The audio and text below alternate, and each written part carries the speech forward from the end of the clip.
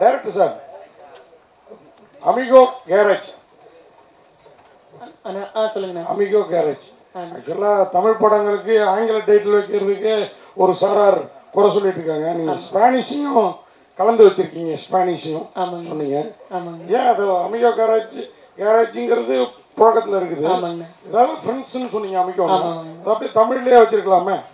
இல்லை, நான் என்னென்னா நான் சொன்னலைண்ணா, அந்த ஜிஎம் சுந்தர் சார் ஒரு கேரக்டர் பண்ணியிருக்காருன்னு சொன்னலைண்ணா. ஸோ அவருக்கு வந்து ஒரு ஸ்பானிஷ் கனெக்ட் இருக்கணும். என்ன அப்படின்னா ஒரு சின்ன ஒரு ஃப்ளாஷ்பேக் இருக்கும் அவருக்கு. அவரோட சின்ன வயசில் ஒரு சின்ன ஃப்ளாஷ்பேக் இருக்கும். அந்த ஃப்ளாஷ்பேக்கில் வந்து ஒரு ஸ்பெயின்லேருந்து ஒரு பொண்ணு மேலே வந்து ஒரு லவ், சின்னதாக ஒரு லவ் இருக்கும். ஸோ அந்த லவ் வந்து இவர் ஒன் சைட் லவ்வாக இருக்கும். ஸோ இவர் லாங்குவேஜ் புரியாதனால இவருக்கு அவங்க என்ன கன்வே பண்ணாங்க என்ன ஏதுன்றதே வந்து அந்த பொண்ணு சொன்ன மேட்ரு வரைக்கும் தெரிஞ்சிருக்காது. அது கடைசி வரைக்கும் ஒன் சைட் லவ்வாக இருந்திருக்கும். அவங்களோட ஞாபகார்த்தமாக அவங்க விட்டு போனதுலேருந்து சின்ன வயசுலேருந்து அவங்க ஸ்பானிஷ் சாங்ஸு, ஸ்பானிஷில் என்னென்ன இருக்கோ அதை வந்து அவங்க ஞாபகார்த்தமாக அவங்க வந்து அவர் வந்து இது பண்ண ஆரம்பித்தார். ஸோ அந்த கேரேஜில் நடக்கிறதுனால சரி அவருக்கு அந்த ஃப்ரெண்ட்ஸ் கேரேஜ்னு வைக்கிறதுக்கு பதிலாக அந்த ஸ்பெயினில் வந்து ஸ்பானிஷில் என்ன சொல்லுவாங்களோ ஃப்ரெண்ட்ஸுக்கு, ஸோ அதுக்கு வந்து அமிகோ அப்படின்னு வச்சா வந்து அமிகோ கேரேஜ் நல்லாயிருக்கும் அப்படின்னு சொல்லி அந்த கேரேஜோட பேர் தான் நம்ம படத்துக்கு வச்சோம். கதைக்காலம் என்ன ஒரு ஓசூர்ண்ணா. ஓசூர் தான். பாண்டிச்சேரியா இருந்தால் ஃப்ரெஞ்சு சொல்லலாம். ஓசூரில் ஸ்பானிஷ் பொண்ணுங்க நிறைய இருக்காங்களோ? இல்லைங்கண்ணா, இது அவரோட வந்து முன்னாடியான விஷயங்கள் தானே. அவரே வந்து இன்னைக்கு ஒரு 54 வயசு 55 வயசு அந்த மாதிரி தான் போர்ட்ரே ஆவாங்க. அவரோட ஒரு 10 வயசு 12 வயசு ஜேர்னி மாதிரி நாங்கள் காட்டுவோம். அப்போ வந்து நம்ம கிறிஸ்டியானிட்டிஸில் வந்து நம்ம அந்த சர்ச் அதெல்லாம் நம்ம வந்து இது பண்ணுறதுக்கோசரம் நிறைய வந்து இந்த ஃபாரின் கண்ட்ரீஸ்லலாம் வந்து எல்லாம் அந்த இதுக்கெல்லாம் வருவாங்க இல்லைன்னா. ஸோ அந்த மாதிரி வந்த ஒரு பொண்ணு, வேற ஒன்றும் இல்லை. நாமெல்லாம் பிறக்கிறதுக்கு முன்னாடியே அவங்க கிளம்பிட்டாங்க. சரி, அது ஓகே. அதே மாதிரி ஹீரோயினை பற்றி சொல்கிறப்போ நெக்ஸ்ட் டோர், நீங்கள் எங்கள் வீட்டுக்கு நெக்ஸ்ட் டோர்லாம் இந்த அளவுக்கு கலர்ஃபுல்லாக ஒரு பொண்ணு இருக்காது.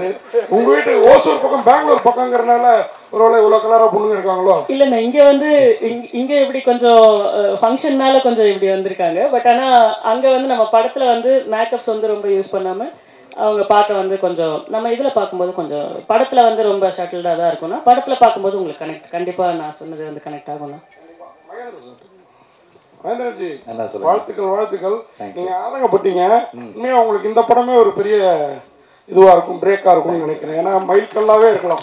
நான் பார்த்த ஷார்ட்ஸ்லாம் டிஃப்ரெண்ட்டாக இருந்தது. இதுலேயே நீங்கள் வேறு ரூபத்தில் இருக்கீங்க. இந்த போஸ்டர்லேயே உள்ளே அது மாதிரி இருந்தீங்க.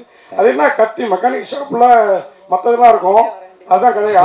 இல்லைண்ணா, அந்த மெக்கானிக் ஷாப் அப்படியே அது என் கைக்கு வந்ததுக்கப்புறம் அது ஒரு மாதிரி கத்திலாம் வந்துடும். நான் உள்ள அந்த அந்த அந்த மெக்கானிக் விஷயமே நின்றும் ஒரு டைமில். யாருமே என்னை சுற்றி இருக்க மாட்டாங்க. ஸோ அந்த மூடில் பண்ணது தான். கரெக்டா சொல்லுங்கண்ணா. நீங்கள் இங்கே பேசிகிட்டு இருக்கும் பொழுது மகேந்திரன் ரொம்ப எமோஷனல் ஆனார். பார்த்தீங்களா? அவர் கண் கலங்கிட்டே இருந்தார். நீங்கள் சொல்லும் போதெல்லாம் எவ்வளோ பாண்டிங்கில் இருக்கீங்க ரெண்டு பேரும். ஏன்னா அவர் தான் இவ்வளோ பேரை கனெக்ட் பண்ணியிருக்காருன்னு அவர் நண்பர் சொல்லியிருக்காரு. ஸோ நீங்கள் பேசும்போது ரொம்ப எமோஷனல் ஆகி கண்ணு கலங்கிட்டே இருந்தார். இல்லை, அதான் நான் சொன்ன மாதிரி நான் ஒரு ஃபியூச்சர் ஃபிலிம் பண்ணோம் அப்படின்னு நான் வந்து ஆசைப்பட்ட டைம் அந்த டைமில் இல்லைண்ணா. நான் வந்து ஒரு பைலட்டாக பண்ணோம். லைக் நான் ஷார்ட் ஃபிலிம்ஸ் எல்லாம் பண்ணிட்டு இருந்தேன். 20 minutes 15 minutes என் ஃப்ரெண்ட்ஸை வச்சு பண்ணிட்டு இருந்தேன். ஸோ நம்ம வந்து ஒரு 6 வருஷம் ஷார்ட் ஃபிலிம்ஸ் பண்ணாலும் நம்ம வந்து ஒரு கிரியேட்டர் ஆகணும், டைரக்டர் ஆகணும் அப்படின்னு சொல்லும்போது நம்ம அந்த ஷார்ட் ஃபிலிம்லேருந்து ஒரு அடுத்த கட்டத்துக்கு வந்து நம்மளை வந்து நம்ம டெவலப் பண்ணணும் அப்படின்னு பார்க்கும்போது அப்போ ஒரு பைலட் ஃபிலிம் பண்ணலாம், ஃபெஸ்டிவல்ஸ்க்கோசரம் பண்ணலாம். அப்போ தான் வந்து நான் வந்து அப்போ எனக்கு ஓகே ஃப்ரெண்ட்ஸ் எல்லாம் பண்ணிட்டு இருக்காங்க, என்னதான் வந்து பண்ணாலும் அது ஒரு ஷார்ட் ஃபிலிம் ஒரு யூடியூப் லெவலில் அந்த மாதிரியே இருக்குமே, ஒரு ரினோட் ஆக்டர்ஸ் வந்து நம்ம யாராச்சும் நம்ம அப்ரோச் பண்ணலாம் அப்படின்ற டைமில் தான் எனக்கு வந்து ரொம்ப வருஷம் வந்து நான் அவர் படங்களோ அந்த டைமில் வந்ததில்லை. நான் அவர் நடிக்கிறாரா என்ன ஏதுன்னு கூட அந்த டைம்லலாம் எனக்கு தெரியல. ரொம்ப நாளாக வந்து அவர் ஸ்க்ரீனில் நான் பார்க்காம இருந்தேன். அப்போ தான் வந்து நாங்கள் வந்து அந்த பைலட் ஃபிலிம் நம்ம இது பண்ணும்போது இந்த கதைக்கு இவர் நல்லா இருப்பார் அப்படின்ற மாதிரி. சரி, இருந்தாலும் அவர் ஆக்டர் ஆச்சு, சரி சினிமாலலாம் ஹீரோவாக பண்ணிட்டுருக்காரு, பைலட்லாம் பண்ணுவாரா அப்படின்ற டவுட் இருந்தது. இருந்தாலும் வந்து சரி ட்ரை பண்ணி பார்ப்போமே அப்படின்னு சொல்லி அப்படி ஸ்டார்ட் பண்ணது.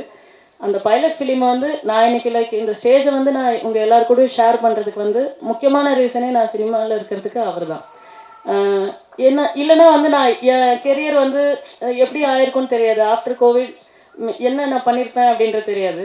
அந்த படத்தை ஸ்டார்ட் பண்ணதுனால தான் இப்போ நான் கம்ப்ளீட் பண்ணி இப்போ இந்த ஸ்டேஜ் வந்து ஆப்பர்ச்சுனிட்டி கிடைக்கிறதுக்கு வந்து முக்கியமான ரீசன் அவர் தான். பட் அந்த ட்ராவல்லே எங்களுக்கு வந்து நாங்கள் ஷூட் பண்ணுறதுக்கு முன்னாடி அந்த ஒரு 2 வருஷம் வந்து நான் அவர் கூட தான் வந்து நான் இருந்தேன். சென்னை வந்து அப்போ எனக்கு புதுசு, வந்தேன்னா வேறு எங்கேயும் போக மாட்டேன், அவங்க வீட்டுக்கு தான் போவேன். அவர் கூட தான் இங்கே நான் காலையில் கிளம்பி வந்தேன்னா ஒரு நாள் நைட்டு திரும்பி வரைக்கும் எல்லாத்தையும் பேசி முடிச்சுட்டு மறுபடியும் நான் ஊருக்கு போகிறேன் அப்படின்னா அவரை மட்டும்தான் எனக்கு சென்னையில் தெரியும். ஸோ வேறு யாருமே தெரியாது. அதனால அந்த ஒரு அன்இன்ஃபெக்ஷன் லவ் மாதிரி தான் அது. ஸோ எங்கள் 2 பேருக்கும் நான் எப்பவுமே அண்ணா தான், நான் முத நாள்லேருந்து அண்ணான் தான் கூப்பிட்றேன். அவர் இன்ன வரைக்கும் எனக்கு எனக்கு 2 அண்ணா 3 அண்ணா இருக்காங்க. இவரும் அது எனக்கு என் ஃபேமிலியில் இருக்கிற அண்ணா மாதிரி தான். ஸோ அதனால் என்னோட சக்ஸஸ் வந்து அவரோட படமாக அடுத்த படங்கள் என்னென்ன பண்ணுறாரு அது வந்து அவருக்கு முக்கியம் இல்லை. எல்லா இன்டர்வியூஸில் ஆகட்டும், நாங்கள் அட்டன் பண்ண இன்டர்வியூஸில் ஆகட்டும், அவர் சொன்ன வார்த்தை வந்து பிரசாந்த் ஜெயிக்கணும், எனக்கு பிரசாந்த் ஜெயிக்கணும், பிரசாந்துக்கோசரம் நீங்கள் படம் பாருங்கள், அந்த மாதிரி தான் வந்து இப்போ இன்டர்வியூஸ்லாம் கூட எனக்காக மட்டும்தான் அவர் பேசுகிறாரு. ஸோ அதனால் கண்டிப்பாக என் சக்ஸஸில் வந்து நாளைக்கு நான் இன்னொரு ஸ்டேஜுக்கு நான் போகும்போது அதுக்கு மொதல் காரணமும் கடைசி காரணமும் அவர் மட்டும்தான். சொல்லுங்கண்ணா. டார்லிங், நீங்கள் வந்து மாஸ்டர் படத்தில் பவானியாக பதிச்சிட்டீங்க, இப்போ லேபிளும் செட்டிங் ஆயிடுச்சு. இந்த படமும் உங்களுக்கு லேபிளாக அமையுமோ? அமையணும் டார்லிங். எனக்கு நான் பண்ணுற எல்லா படங்களும் நான் ரொம்ப 100% நான் கொடுக்குறேன். அது என்னுடைய டைரக்டர்ஸும் என்னுடைய ப்ரொடியூசர்ஸ் கிட்ட கேட்டால் அது எனக்கு தெரியும். அது எண்ட் ஆஃப் த டே ஸ்க்ரீனுக்கு வரும்போது இது எங்கே எப்படி எனக்கு அது புரியவே இல்லை. எனக்கு நான் பயங்கரமாக பண்ணுறேன், என்னென்னமோ பண்ணுறேன், ஆனால் மிஸ் ஆகுது. எனக்கு இந்த படம் லேபிளை தாண்டி எனக்கு இந்த பையன் ஜெயிக்கணும்னு ரொம்ப ஆசை ப்ரோ. ஏன்னா லோகேஷ் மாதிரி தான், சினிமாவே அவனுக்கு எதுவுமே தெரியாது. அவனுக்கு தெரிஞ்சது சினிமா பார்த்துருக்கான். மணிரத்னம் சாருடைய பெரிய ஃபேன். அவன்னா படம்னா என்னன்னா கணத்தில் முத்தமிட்டால் உட்காந்து பார்த்துக்கிட்டு இருப்பான். அவன் டிப்ரெஸ் ஆனாலும் அதான் பார்ப்பான், சந்தோஷமாக இருந்தாலும் அதான் பார்ப்பான். ஸோ அப்படி ஒரு ஃபாலோவராக வந்து வரும்போது, சினிமாவை நம்பி வரும்போது அவனுக்கு நான் கையை கொடுத்து தான் ஆகணும். ஸோ அதனால் என் படம் எல்லாமும் ஜெயிக்கணும், இந்த படமும் கண்டிப்பாக ஜெயிக்கணும். இவனை நம்பி இன்வெஸ்ட் பண்ண எல்லாருமே, என்னுடைய டிஸ்ட்ரிபியூட்டர்லேருந்து என்னுடைய அப்பாலேருந்து, ஸோ எல்லாருக்குமே அது அமையணும் பிரதர். அதான் நான் கேட்டுக்கிறேன். மணிரத்னம் சொன்னதுனால தான் ஹீரோயினை தேடி அவர் படத்தில் மெயின் முக்கியமாக அழகாக காமிப்பார், ஹீரோயின்கள்லாம் தேடி கண்டுபிடிச்சு. நானும் அதை கேட்கணும்னு இருந்தேன். நீங்கள் பேசுகிறப்ப எல்லாரையும் சொன்னீங்க, ஹீரோயினை பற்றி மட்டும் குறிப்பிடலையே. ஹீரோன்னா சொல்லணும்ல. நீங்கள் ஒரு விஷயம் நீங்கள் கவனிக்கல, ஸ்டேஜில் இருக்கிற எல்லார் பேரையும் சொல்ல முடியல நான் சொன்னேன். ஹீரோயின் பேரை சொல்லிட்டு அதை சொல்லியிருக்கணும். ஐயோ அவங்க ரொம்ப பாவம், அவங்க ரொம்ப ஸ்வீட்னா. அவங்க ஃபர்ஸ்ட் டே அவங்ககிட்ட நான் வந்துட்டு டைலாக் பேசுறதுக்காக அந்த சைஷன் ஷாட்டில் அவங்கள பார்க்கும்போதே எனக்கே ஒரு பயம். ஏன்னா வந்து ரொம்ப ரொம்ப ஃப்ரெஷ். அவங்களுக்கு எதுவுமே தெரியாது, சினிமானா என்னன்னு தெரியாது. அவங்க ஒரு குட்டி ஷார்ட் ஃபிலிமில் ஒரு ஷார்ட் ஃபிலிம் தான் கேரளாவில் பண்ணியிருக்காங்க. அவங்க வந்திருக்காங்க. ஸோ ஃபர்ஸ்ட் திங் அவங்க என்னை பார்த்து அவங்க எதுவும் பயந்துடக்கூடாது, ஐயோ இவன் ஏதோ பயங்கரமாக நடிப்பா போல இருக்கு அப்படின்ட்டு அவங்கள ஃபஸ்ட்டு நான் ரொம்ப கம்ஃபர்டபுளாக வச்சுக்கணும். ஸோ அதுக்கப்புறம் நல்லா நடித்தாங்க. எங்கள் ஷூட்டிங் நடக்கும்போதே வீரம் அந்த படத்துலேருந்து டேரக்டர் கால் பண்ணி இந்த மாதிரி கேட்டார். டக்குன்னு போனாங்க, படம் ரிலீஸ் ஆச்சு வந்து. So I am very happy for it.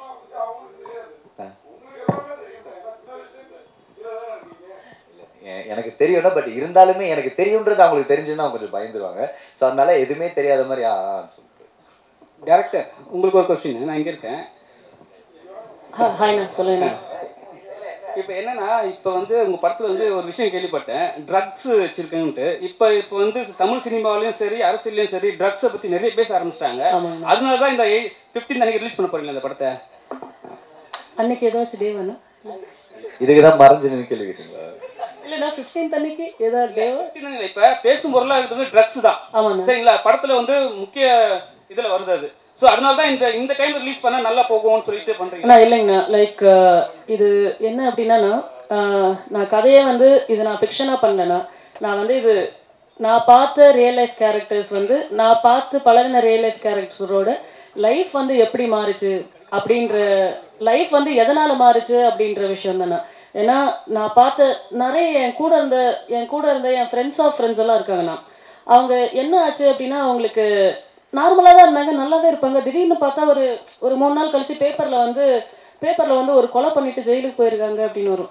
அது ரொம்ப ஷாக்காக இருக்கும். என்னடா 2 நாளைக்கு முன்னாடி பார்த்தோமே, இங்கே தானே எல்லாம் கிரவுண்டில் விளையாடிட்டு இருந்தாங்க செஞ்சாங்க, எப்படி நார்மலாக இருந்தாங்க, எப்படி இவ்வளோ தைரியம் வருது அப்படின்ற ஃபேக்டருக்குள்ளே நம்ம உள்ளே போகும்போது தான் லைக் இது தெரில. நான் ஒரு நார்மலாக வந்து ஒரு ஆத்திரத்தில் ஒரு விஷயங்கள் பண்ணுறது வேறு. நிறைய கொலைகளுக்கு பின்னாடி நீங்கள் வந்து பார்த்தீங்கன்னா, அந்த கொலை பண்ணுறவங்களுக்கு வந்து நிறைய தைரியம் இருந்தது இல்லைண்ணா. நம்ம கொலை பண்ணும்போது வந்து தைரியம் இருக்காதுண்ணா. அந்த தைரியத்தை வந்து கொடுக்கறது வந்து இந்த போதை தான் வந்து அவங்கள தைரியம் கொடுக்குதுன்னா அவங்களுக்கு அந்த போதையில் மட்டும்தான் அவங்களால வந்து ஒருத்தரை போய் நம்ம பிளான் பண்ணி கொலை பண்ணணும் அப்படின்னா அவங்க அந்த நார்மல் ஸ்டேட்டில் வந்து அந்த தைரியமும் வரதில்லை, அந்த ஸ்டேட்டில் வந்து அவங்களால எந்த டிசிஷன்ஸும் வந்து ப்ராப்பராக எடுக்க முடியறதில்லைனா. அதனால இந்த மாதிரி வந்து இந்த ட்ரக்ஸு, இந்த போதை, இந்த மாதிரி பேட் டிசிஷன்ஸ்னால வந்து நிறைய பேரோட லைஃப் வந்து மாறி இருக்குண்ணா. அது அன்எக்ஸ்பெக்டடாக மாறி இருக்கு. அதனால தானே இது கண்டிப்பாக இதில் நம்ம காட்டுமே தவிர அதனால என்ன பாதிப்புன்னு தான் நம்ம அதிகமாக நம்ம அதனால ஒருத்தனோட லைஃப் எவ்வளோ வந்து நார்மலாக இருந்த ஒரு லைஃப் வந்து அன்எக்ஸ்பெக்டடாக வந்து இந்த சமுதாயத்தில் வந்து ஃபேஸ் பண்ண முடியாத அளவுக்கு போதோ அதை வந்து நம்ம மெயினாக ஃபோக்கஸ் பண்ணியிருக்கோம். நான் மகேந்திரஜி, உங்களுக்கு இப்போ நீங்கள் ஹீரோ பண்ணியிருக்கீங்க, சோஷியல் மீடியாவில் கேள்விப்பட்டோம். இப்போ நீங்கள் டேரக்ட் வேறு பண்ண போகிறீங்க சரிங்களா? இப்போ வந்து உங்களுக்கு வந்து ஹீரோ நடிக்கிறது பிடிக்குமா, டேரக்ட் பண்ணுறது பிடிக்குமா? எனக்கு ரெண்டுமே ரொம்ப பிடிக்கும். சரி, இப்போ எது வந்து பெஸ்ட்டாக நினைக்கிறீங்க? ஆனால் நான் ஹீரோ பண்ணும்போது எனக்கு சில ரெஸ்ட்ரிக்ஷன்ஸ் இருக்குது. ஒரு ஸ்கிரிப்டுன்னு ஒன்று வருது, அதுக்கு டைரக்டர்னு ஒருத்தங்க இருக்காங்க. அதை தாண்டி என்னால் வந்துட்டு அங்கே எதுவுமே பண்ண முடியாது. அவரை இம்ப்ரெஸ் பண்ணுறதுக்கு தான் நான் ஒர்க் பண்ணேன். பட் டைரெக்ஷனில் என்ன நடக்குது அப்படின்னா, ரொம்ப கொஞ்ச நாளாக நான் நிறைய பேர்கிட்ட நான் பழகிட்டு இருக்கேன், நிறைய யங்ஸ்டர்ஸ் கிட்ட பழகிட்டு இருக்கேன், நிறைய இன்ட்ராக்ஷன்ஸ் எனக்கு இருக்குது. ஏன்னா அவங்க தான் தேட்டருக்கு வர்றவங்க, நிறைய வாட்ச் பண்ணுறாங்க. அவங்கக்கிட்ட பேசும்போது வந்துட்டு அவங்களுக்கு என்கிட்ட பேசும்போது தெரியுது அவங்களுக்கு என்னை எப்படி பார்க்கணுன்னு நினைக்கிறாங்கன்னு எனக்கு தெரியுது. ஸோ நான் டைரெக்ஷனுக்கு வரும்போது மேபி எனக்கு அந்த பவுண்ட்ரிஸ் எதுவுமே இருக்காது. அவங்க என்ன நினைக்கிறாங்களோ எனக்கு காட்டுறதுக்கான நிறைய ஒரு ஸ்பேஸ் இருக்குன்னு நினைக்கிறாங்க. அதுக்கு தான் நான் டைரெக்ஷனுக்கு வரேனே தவிர நான் ஒரு டைரக்டர் ஆகணுன்றதுலாம் என்னோட இது கிடையவே கிடையாது. செகண்ட் கொஸ்டின், ஒரு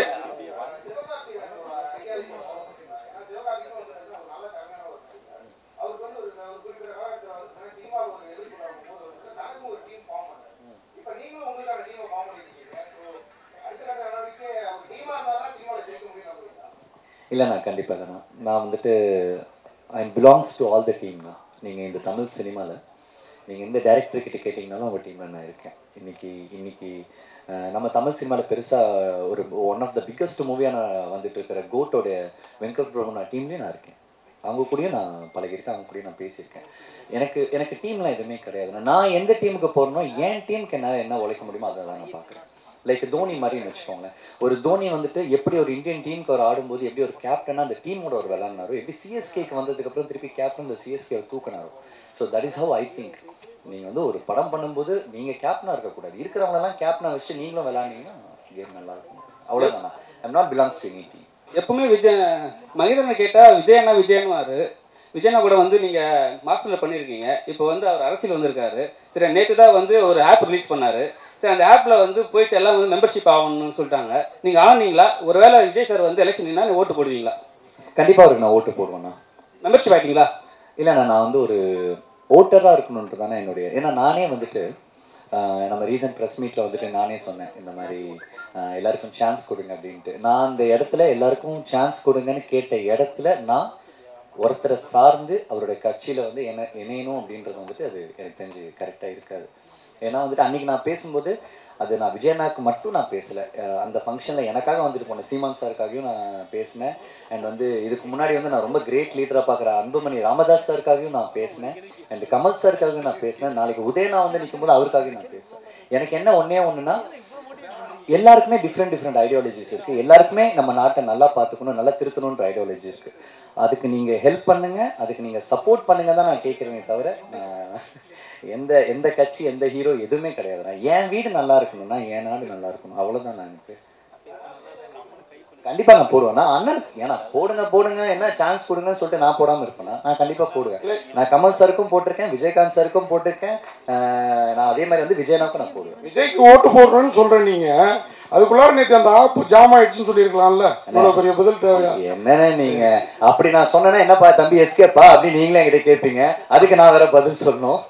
இப்போ கிட்ட கொடுங்க சார். சொல்லுங்கள் சார். நீங்கள் ஹெட்மாஸ்டர் இருக்கீங்க, எவ்வளோ பசங்களை பார்த்துருப்பீங்க.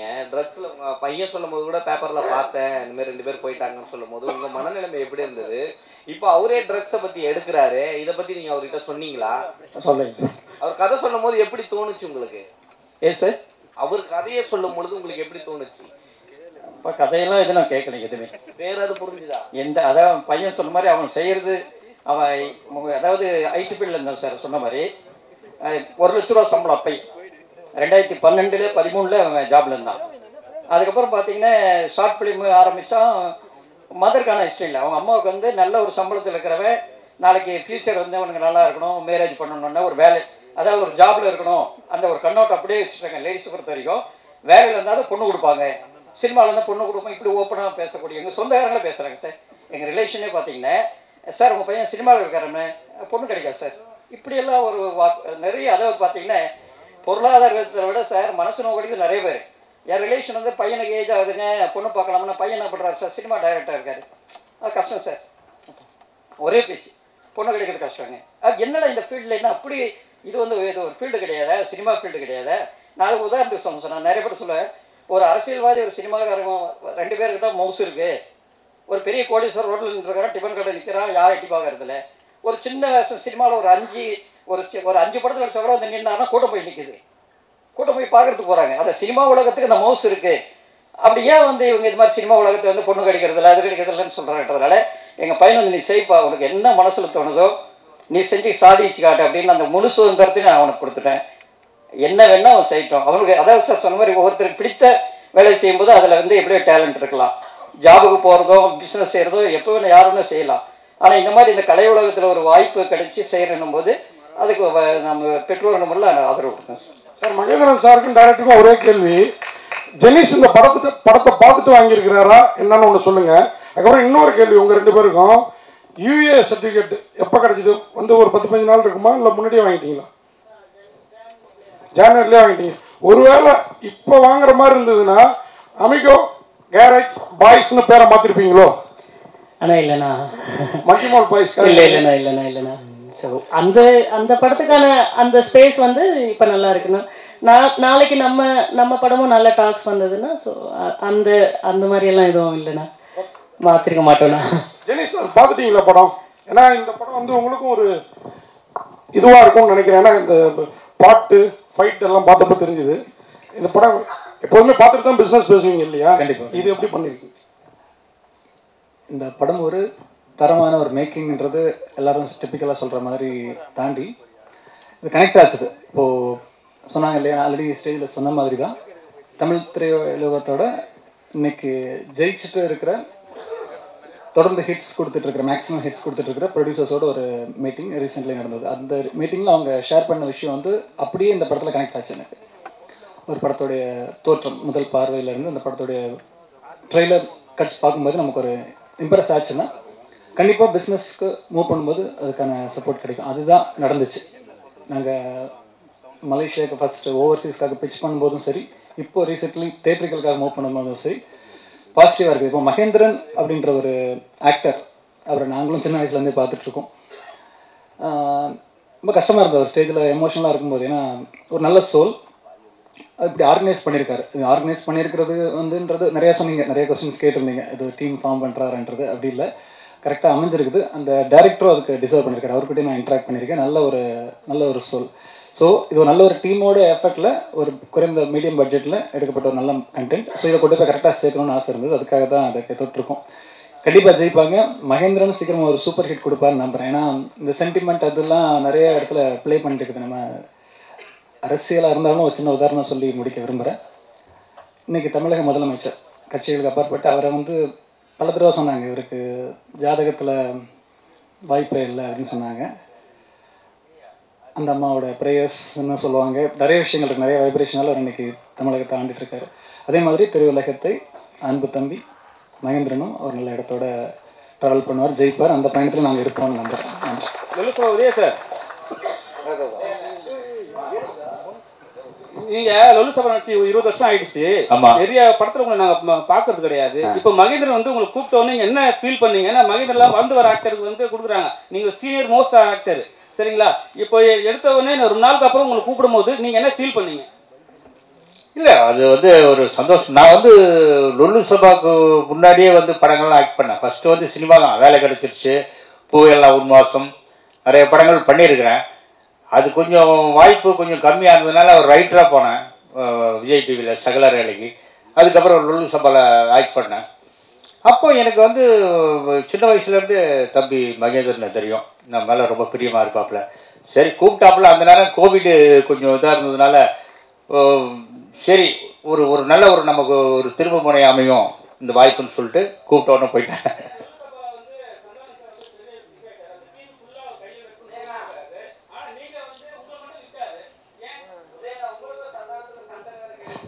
அதெல்லாம் ஒன்றும் கிடையாது. இல்லை அது என்னன்னா ஒரே இடத்துல, அதாவது நான் ஒரு ஆர்டிஸ்டாக இருந்தேன் ஃபஸ்ட்டு வந்து இருந்தால், அதுக்கப்புறம் ரைட்டராக போனவொன்னே எனக்கு வந்து வெளியே எனக்கு போகவே முடியல. உள்ளேயே உட்காந்துட்டு அதே சவுத்தை மாற்றி ஒரு 8 வருஷமாக 7 வருஷம் கிட்ட பார்த்து மைண்டே ஒரு மாதிரி ஆயிடுச்சு. அதனால தான் நான் வெளியே வந்தேனே தவிர, நமக்கு வந்து ஒரு கிரியேட்டர் ஒரு இதாக ஒரு நடிக்கிறோம், வந்து ஒரு வயலினிஸ்ட்டு ஒரு கச்சேரிக்கு போயிட்டு இருந்தோம், நடிச்சுக்கிட்டு இருந்தோம், இவ்வளோ விஷயங்கள் பண்ணது வெறும் ரைட்டிங் மட்டுமே ஒரு இடத்துல உட்காந்ததுனால எனக்கு கொஞ்சம் மனசுக்கு கொஞ்சம் இதாக இருந்தது. வெளியே வந்தோன்னா ஃப்ரீ ஆகிட்டேன், வேற ஒன்றும் கிடையாது. அதான் உண்மை. இதை ஜன வேணாங்கிறது அப்படின்னா அப்படியா? அதெல்லாம் ஒன்றும் கிடையாது. பல்லு கத்தி வச்சுருக்கேன் சைடில் சுற்றி இடுப்பில். நன்றி.